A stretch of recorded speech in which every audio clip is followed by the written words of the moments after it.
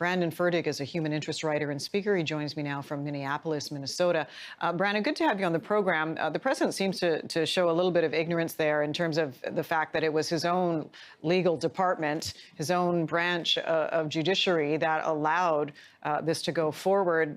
But now there are challenges from 8 individual states. Do you see these blueprints being allowed to be downloaded further?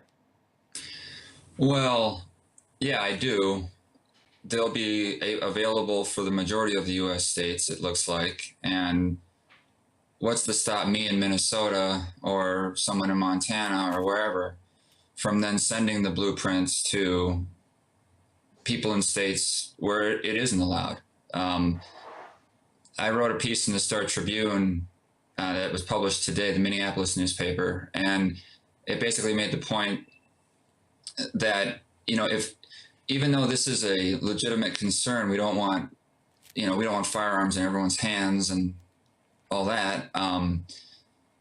There's really not a lot the state can do. And in these days of this kind of technology proliferation, government's hands are tied. And so it kind of points the finger back at communities and individuals, I think, to, be responsible citizens and look out for your own communities, because whether you like it or not, people are able, and as 3D printing improves, people are going to be able to, print one of these guns if they so choose. Yeah. We just hope people have good intentions at heart and, they don't use it for bad purposes. Yeah, the fact that they're called ghost guns in itself is sort of telling. But what I'm hearing you say is the laws are not keeping up with technology. Is that right?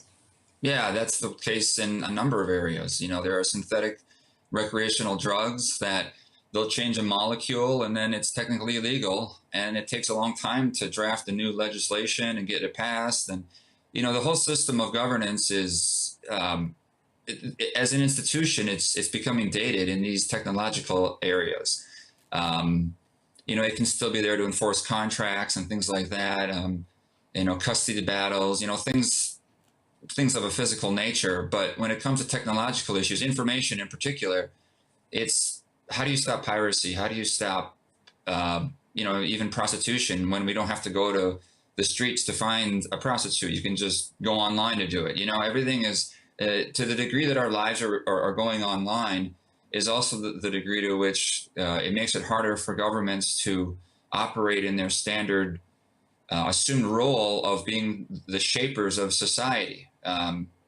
We just can't really do that. And in this particular case, or government can't really do that. And in this particular case, there could be a ripple effect that affects other countries, which I know might make Canadians a little bit more nervous or happy if they want 3D printed guns. But I'm just as able to email the schematic for a 3D printed gun to someone in Canada. Yeah, Brandon, whether your laws agree with it or not. We need to leave it there in the interest of time, but it's a fascinating discussion. Appreciate your time today. Thank you. Thanks a lot.